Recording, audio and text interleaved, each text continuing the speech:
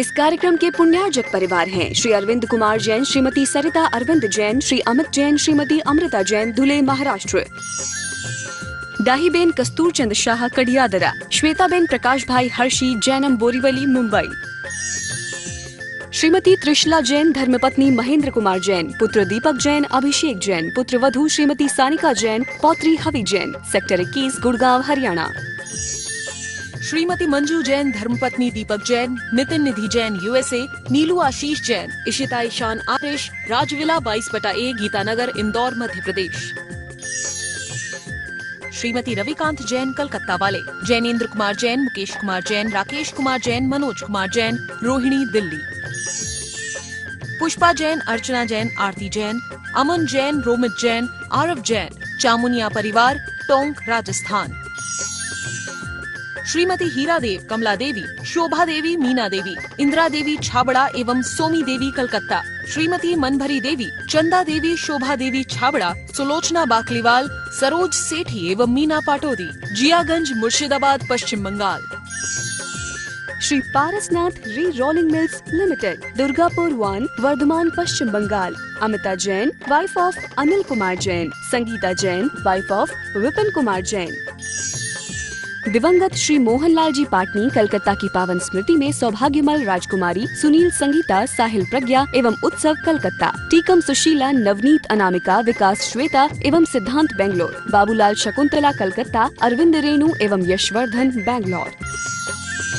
मानक चंद, कमला देवी, राकेश, नीतू, ऋषभ एवं आयुषी मुशरफ, B123, सेठी colony, Jaipur, Rajasthan. जय जिनेन्द्र अठ विह कम मुके, अठ गुण ढे अणोव में सिद्धे, अठम पुण विड़ विठे, निठिय कजेय वंदे मोणिचम। पंच परमेष्टि भगवान की जय। पिछली पाठशाला में सच्चे देव के बारे में कहा था जो 18 दोषों से रहित हो। 18 दोष कौन से होते हैं? तो आचार्य आज हम जो गाथा पढ़ा रहे हैं पहली, उसमें 18 दोषों का वर्णन कर रहे हैं। छुअतर्ण भीरु रोसो, रागो मोह चिंता जरा रुजा मिछु, स्वेदम खेद मदोरई, बिम्बियणि दाजणो वेगो। एक एक शब्द ध्यान से देखें, शब्द थोड़े कड़े हैं आज के। छुह माने क्षुधा, क्षुधा माने भूख लगना। तर्ण माने तृषा, प्यास की बाधा होना। भीरु, भीरु माने भय, भय माने डर लगना। और रोष, रोषो माने गुस्सा माने क्रोध। 4 18 दोषों में से 4 का वर्णन इसमें हुआ। रागो, राग, मोहो माने मोह, चिंता माने चिंता, जरा माने बुढ़ापा, रुजा माने रोग और मिच्छु माने मृत्यु। 18 दोषों का वर्णन है। इस एक गाथा में 18 पूरे के पूरे दोष आ गए। देखिए कितनी अच्छी गाथा है। और सेदम माने स्वेद, स्वेद माने पसीना। खेद, खेद माने थकावट। मदो माने घमंड। रई माने रति, वस्तु का अच्छा लगना, इसे कहते हैं रति। बिम्मीय माने विस्मय, विस्मय माने आश्चर्य। निद्रा, निद्रा, निद्रा माने नींद। जनुवेगो अर्थात जन्म और अरति, जन्म और उद्वेग, उद्वेग माने अरति, अरति माने वस्तु का अच्छा नहीं लगना। पंडित जी, विश्व में इतने भगवान हैं, इनमें से हम सच्चा देव किसको माने? आचार्य कुंद कुंद महाराज ने गाथा में स्पष्ट बोल तो दिया था, पिछली ज्ञानशाला में हुआ था। 18 दोष वज्जिए देवे, जो 18 दोषों से रहित है वह सच्चा देव है। अब जितने भगवान विश्व में पूजे जाते हैं सब में देख लो, अगर कोई भगवान पैदा हुए और मरते हैं, जन्म मरण करते हैं, कैसे? कुछ भगवान भोजन करते हैं, कुछ भगवान नींद लेते हैं, कुछ भगवान सोते हैं, सुबह उठते हैं, उनको तरह तरह के स्नान वगैरह कराते हैं, उन्हें स्नान करते हैं। अगर ऐसा है, किन्हीं भगवानों को गुस्सा आती है और ऐसी गुस्सा आती है कि सामने वालों को भस्म कर दें, अब उनको हम भगवान कैसे कहें? 18 दोष जिनमें हैं वे भगवान नहीं। और अगर आप निकलेंगे ना और सही तरह से परीक्षा करेंगे, देखें तो सही, इतने सारे देव विश्व में हैं, ये कैसे हैं? ये तो सोते हैं, ये सुबह नाश्ता भोजन करते हैं, ये कैसे हैं? इनको तो गुस्सा बहुत आती है। ये कैसे हैं? इनके पास तो परिग्रह है, कपड़े पहनते हैं। ये भगवान, इनके तो पत्नी है अपनी, नहीं नहीं ये भी नहीं। आप अपने आप निर्णय करो ना, और फिर जरा देखो ना कि जो अपने भगवान हैं वीतराग सर्वज्ञ हितोपदेशी, इनके पास क्या है? एक भी दोष नहीं मिलेगा। अब सोचें आप, जिनमें दोष हो वे भगवान, जिनमें दोष नहीं हो वो भगवान। जैनी दो तरह के, एक जैनी वो जो इसलिए जैन धर्म मानते हैं क्योंकि उनके पिताजी मानते थे, उनकी माँ मानती है, उनके दादा मानते थे, इसलिए वो जैनी पक्के जैनी नहीं। जैनी उन्हें कहते हैं जो परीक्षा प्रधानी हों, इनको देव मानो। क्यों मानो? इसलिए मानो इनमें कोई बुराई, कोई खराबी, कोई दोष नहीं है। अन्य को देखा इनमें दोष हैं, नहीं नहीं मेरा मस्तक नहीं झुकेगा। इसलिए 18 दोषों से रहित जो होते हैं वो देव हैं और वो ही पूज्य हैं। और ये परिभाषा किस में घटित होगी? जो अरहंत भगवान हैं, वीतराग सर्वज्ञ हितोपदेशी, वे ही सच्चे देव हैं, अन्य नहीं। हम जैनी लोग कुछ जैनी देवी देवताओं की, शासन देवताओं की पूजा करते हैं, इनमें भी तो 18 दोष हैं। जब इनमें 18 दोष हैं तो ये पूजनीय कैसे हो सकते हैं?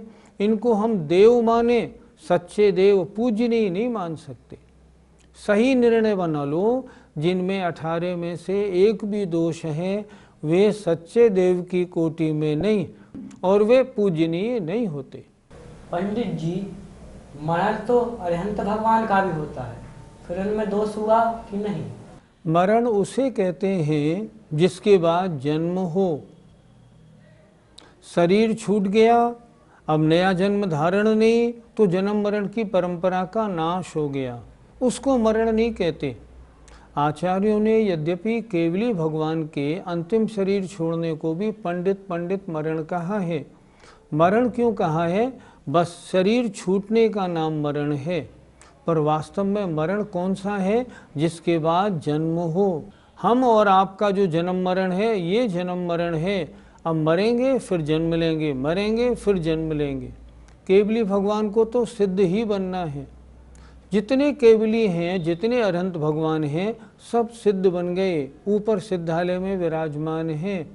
अतः उनका शरीर तो छूटा है पर मरण दोष नहीं माना जाएगा। पंडित जी, सुनते हैं कि अरहंत भगवान भोजन नहीं लेते, फिर उनका शरीर कैसे चलता? फिर 18 दोषों में से पहला दोष है क्षुधा, माने भूख लगना।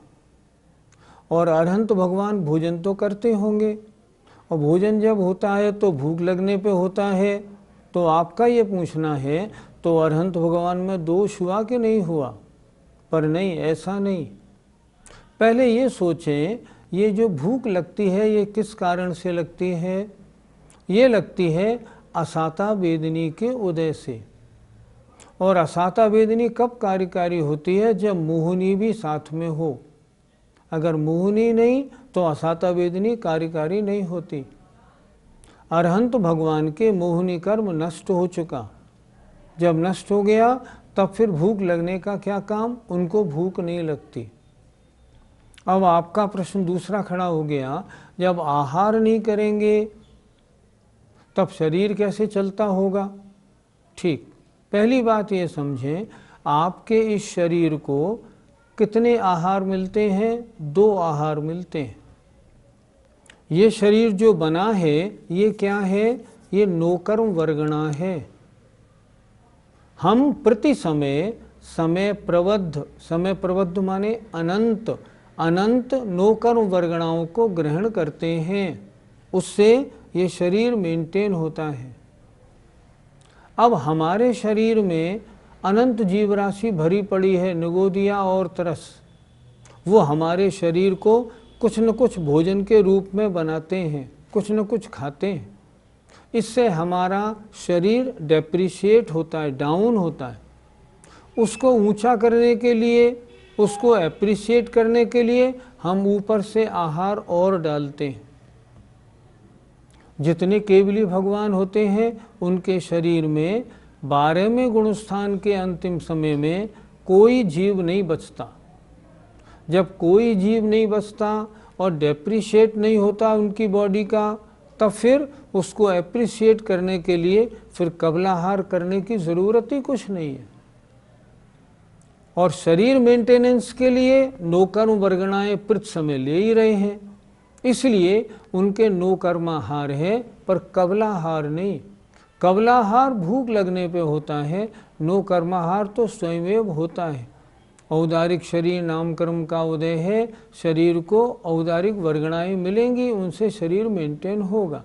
इसलिए केवली भगवान के आहार नहीं होता, उनके क्षुधा नाम का दोष होता ही नहीं। श्वेतांबर परंपरा में केवलियों को आहार माना गया है, लेकिन वह आगम सम्मत नहीं। अगर वो मानेंगे तो 18 दोषों से रहित भगवान कैसे माने जाएंगे? पंडित जी, जो लोकांतिक देव है, सर्वा सिद्धि के देव हैं, उन्हें क्या हम सच्चे देव माने या नहीं? सोचो, क्या लौकांतिक देव या सर्वार सिद्धि के देवों का जन्म मरण समाप्त हो गया? क्या वे मनुष्य पर्याय में आके मनुष्य बन के तपस्या नहीं करेंगे? जन्म मरण नहीं होगा? होगा। क्या उनके कंठ में भूख लगने पे अमृत नहीं झरता? झरता है। क्या वो श्वास नहीं लेते? लेते हैं। सब दोष मौजूद हैं। जब दोष मौजूद हैं, सच्चे देव की कोटि में नहीं आते। हमने माना वे सम्यक दृष्टि देव हैं। देखो, अपने जैन समाज में ऐसे भी अभी लाखों अज्ञानी हैं जो रागी द्वेषी अन्य देवताओं को, जो यक्ष यक्षिणी हैं, उनको ही देव मान के बैठे हैं और उनको देव मान के पूजा करते हैं, अर्घ चढ़ाते हैं, अभिषेक करते हैं, आरती करते हैं, गंधोदक लेते हैं। मैं कहता हूँ उनकी तो खैर बात ही छोड़ दो। अब मैं कहता हूँ अच्छा, लौकांतिक सर्वार सिद्धि के देव, इनको तो देव मान लो, ये तो अगले भव में मोक्ष जाने वाले हैं। बस एक भव लेना है, लौकांतिक देव सर्वार सिद्धि के देव मनुष्य बनेंगे, मोक्ष जाएंगे। इनको तो हम सच्चा देव मान लें। आचार्य कहते हैं नहीं, इनको भी नहीं, इनका भी जन्म मरण होना है। तो भाइयों जरा सोचो, जब लौकांतिक और सर्वार सिद्धि के देवों की पूजा की आज्ञा नहीं है आगम में, तो यक्ष यक्षिणियों की पूजा, देवी देवताओं की पूजा कहाँ से हमने सीख ली? हम जैनी कैसे कहें कि हम जैनी हैं? जैनी हैं तो हम आचार्य कुंद की बात तो सुने। इसलिए चाहे लौकांतिक देव हो, चाहे सर्वार सिद्धि के देव, चाहे सौधर्मेंद्र हो जो अगले भव में मोक्ष जाने वाला है, कोई भी हो, कोई देव नहीं। 18 दोषों से रहित वीतराग सर्वज्ञ हितोपदेशी, 3 विशेषण याद रखने। जो वीतराग हो, सर्वज्ञ हो, हितोपदेशी हो, वही सच्चा देव है, वही हमारे द्वारा प्रणम्य है, अन्य नहीं। अब प्रश्न उठा, इससे सम्यक दर्शन किन कारणों से होता है? कारण 2 प्रकार के होते हैं, एक बहिरंग कारण निमित्त रूप, एक अंतरंग कारण। तो यहाँ आचार्य ने अगली गाथा में दोनों कारणों की चर्चा की है। सम्मत निमित्तम जिण सोत्तम तस्य जाणया पुरिसा अंतर हेउ भणिदा दंसन मोहस्य खय पहुदी। सम्मतस्, सम्यक दर्शन के, सम्मत माने सम्यक दर्शन, और सम्मतस्य अर्थात सम्यक दर्शन के, निमित्त माने कारण, साधन क्या है? जिन सुत्तम, जिनेन्द्र भगवान के द्वारा कहे गए सूत्र माने शास्त्र। और कौन कारण है? तस् माने उसके, जानिया जानने वाले पुरुष। अर्थात सम्यक दर्शन कैसे हो सकता है? या तो जो जिन शास्त्र हैं, भगवान का उपदेश है, उसको पढ़ने से, या जो उसके जानने वाले पुरुष हैं उनका उपदेश सुनने से, या उनके द्वारा सात तत्व नौ पदार्थ समझने से सम्यक दर्शन होता है। तो सम्यक दर्शन के निमित्त माने कारण है जिन सुत्त अर्थात जिनेन्द्र भगवान के द्वारा कहा गया उपदेश या शास्त्र और उसके जानने वाले पुरुष, ये क्या हुए? बहिरंग कारण। और अंतर हेऊ, अंतर माने अंतरंग, हेऊ माने कारण, भड़िदा माने कहे गए हैं। अंतरंग कारण क्या है? अंतरंग कारण कहे गए हैं दर्शन मोह आदि का, क्षय माने क्षय, पहुदी माने प्रवृत्ति माने आदि। अर्थात दर्शन मोहनी का उपशम हो, क्षय हो, क्षयोपशम हो, इसके लिए शब्द दिया पहुदी। पहुदी माने आदि। बहिरंग में ये साधन मिले और इसमें हम अपना ज्ञान श्रद्धान इतना अच्छा बना लें कि अंतरंग में दर्शन मोहनी का उपशम क्षय क्षयोपशम हो जाए, तो ये अंतरंग कारण कहे गए हैं। दोनों कारण जब मिलेंगे तब सम्यक दर्शन की उत्पत्ति होगी। पंडित जी, किन शास्त्रों को सम्यक्त्व में कारण कहा है? शास्त्र कुछ ऐसे भी हैं जो वर्तमान में अनेकांतवादी नहीं, एकांतवादियों के द्वारा लिखे गए हैं। उन्होंने उन शास्त्रों का अर्थ तो ठीक लिखा, लेकिन भावार्थ में अपना पक्ष, अपना मत प्रवेश करा दिया है। नहीं, उन शास्त्रों को नहीं पढ़ना। ऐसे एकांतियों के शास्त्र सम्यक्त्व में कारण नहीं होते। तो सम्यक्त्व में कारण कौन से शास्त्र हैं? जिनमें शादवाद अनेकांत से सात तत्व नौ पदार्थों को अच्छी प्रकार समझाया है। अगर हम शास्त्रों को नहीं पढ़ेंगे हमें ज्ञान कैसे होगा? और जब ज्ञान नहीं होगा तो श्रद्धान कैसे करेंगे? हमेशा पहले ज्ञान होता है फिर श्रद्धान। श्रद्धान होने पर वह ज्ञान सम्यक ज्ञान हो जाता है, अन्यथा ज्ञान ज्ञान मात्र है। श्रद्धान नहीं हुआ तो सम्यक ज्ञान नहीं होता।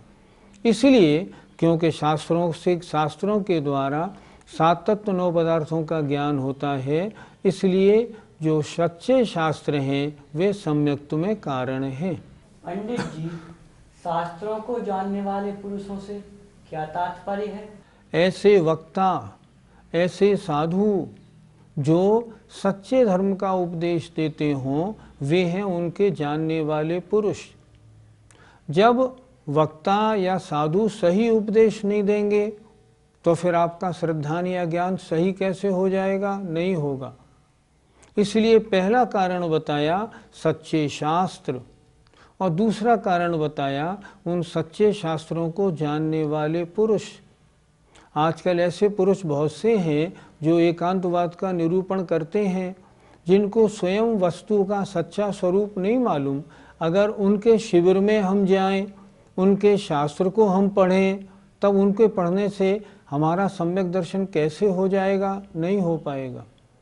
इसलिए शास्त्रों का सही अध्ययन करने वाले ऐसे जो भी साधु हों, पंडित हों, पुरुष हों, जो भी हों, वे भी सम्यक्त्व में कारण हैं, क्योंकि उनके वचन सुन के अपना श्रद्धान मजबूत तो होता है। पंडित जी, चारों गतियों में किन किन बहिरंग कारणों से सम्यक दर्शन होता है? आचार्यों ने नरक गति में जाति स्मरण से, वेदनानुभव से और तीसरे नरक तक देवों के उपदेश से सम्यक्त होना बताया है। 3 बहिरंग कारण हैं। तिरंछों में जाति स्मरण, उपदेश और कथनचित जिन बिंब दर्शन, मुख्यतया जाति स्मरण और उपदेश के द्वारा। मनुष्यों में जाति स्मरण से, उपदेश से और जिन बिंब दर्शन से सम्यक्त होता है, और देवों में जाति स्मरण से, उपदेश से, जिन बिंब दर्शन से, जिन महिमा दर्शन से, देव रिद्धि दर्शन से सम्यक्त होता है। ये सब चारों गतियों के बहिरंग कारण हैं। ये मिलें और इनके मिलने के बाद हमारा चिंतन बिल्कुल उपयुक्त सही हो जाए, तब तो ये कारण रूप कार्य हो जाता है, अन्यथा नहीं होता। ये तो मात्र साधन है, साधना हमको करनी होती है। पंडित जी, सम्यक कितने प्रकार का होता है और हमें कौन कौन से हो सकते हैं? आत्मा में सम्यक्त गुण के उत्पत्ति में विरोधी हैं 7 प्रकृतियां: अनंतानुबंधी, क्रोध, मान, माया, लोभ, मिथ्यात्व, सम्यक मिथ्यात्व और सम्यक प्रकृति। इन 7 प्रकृतियों का उपशम हो जाए, ये 7 प्रकृतियां दब जाएं और आत्मा में सम्यक्त हो जाए, तो वो कहलाता है औपशमिक सम्यक्त। इन 7 में से अनंतानुबंधी, मिथ्यात्व और सम्यक मिथ्यात्व का अनुदय रहे, अर्थात ये अन्य रूप उदय में आए और सम्यक प्रकृति का उदय हो, तब होता है छायोपशमिक सम्यक दर्शन। ये छायोपशमिक सम्यक दर्शन पूर्ण शुद्ध नहीं होता, अशुद्धि लिए हुए सदोष होता है। और अगर इन 7 प्रकृतियों का कोई नाश कर दे, तब होता है क्षय होने से क्षायिक सम्यक दर्शन। सम्यक दर्शन 3 प्रकार का: 7 प्रकृतियों के उपशम से औपशमिक, 6 का अनुदय सम्यक प्रकृति के उदय से छायोपशमिक, और 7 के नष्ट हो जाने से, क्षय हो जाने से क्षायिक सम्यक दर्शन होता है। वर्तमान में हम मनुष्यों के औपशमिक और छायोपशमिक सम्यक दर्शन संभव है, क्षायिक सम्यक दर्शन नहीं। क्यों? क्योंकि क्षायिक सम्यक्त के लिए केवली शुद्ध केवली का पादमूल चाहिए, वर्तमान में हमारे भाग्य में वो नहीं है। अतः हमें अगर सम्यक दर्शन होगा तो औपशमिक और छायोपशमिक हो सकता है। पंडित जी, चारों अनुयोगों में से कौन से अनुयोग के अध्ययन करने से हमें सम्यक दर्शन की प्राप्ति होती है? चारों ही अनुयोग सम्यक्त प्राप्ति में कारण है।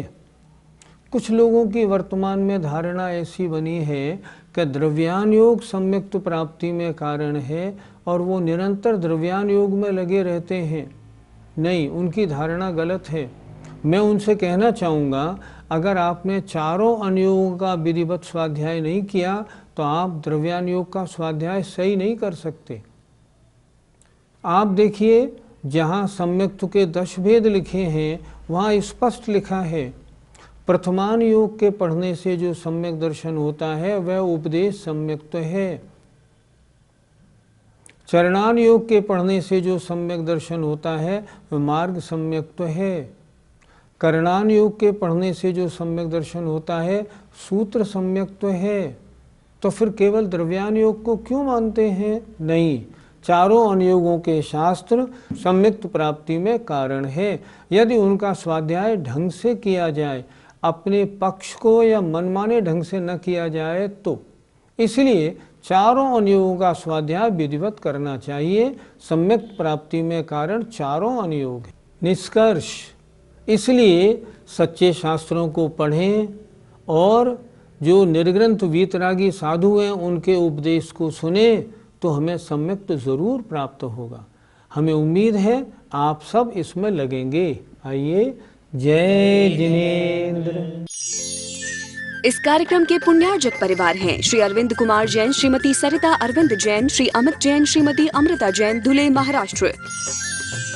दाहीबेन कस्तूरचंद शाह, कडियादरा। श्वेताबेन प्रकाश भाई हर्षी, जैनम, बोरीवली, मुंबई। श्रीमती त्रिशला जैन, धर्मपत्नी महेंद्र कुमार जैन, पुत्र दीपक जैन, अभिषेक जैन, पुत्र वधू श्रीमती सानिका जैन, पौत्री हवि जैन, सेक्टर 21, गुड़गांव, हरियाणा। श्रीमती मंजू जैन धर्मपत्नी दीपक जैन, नितिन निधि जैन यूएसए, नीलू आशीष जैन, इशिता ईशान आरिश, राजविला 22/A गीतानगर इंदौर मध्य प्रदेश।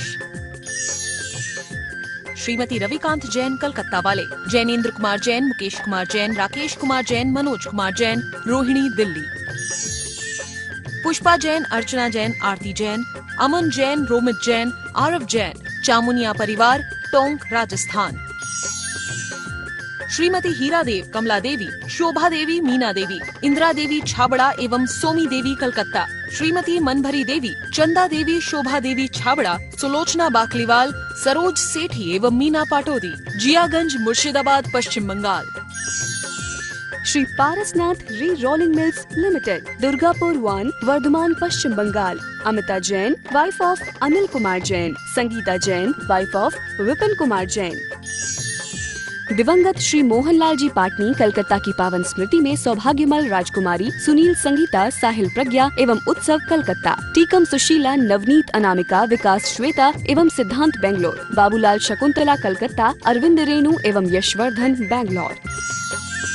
मानक चंद, कमला देवी, राकेश, नीतू, ऋषभ एवं आयुषी मुशरफ, B123 सेठी कॉलोनी, जयपुर राजस्थान।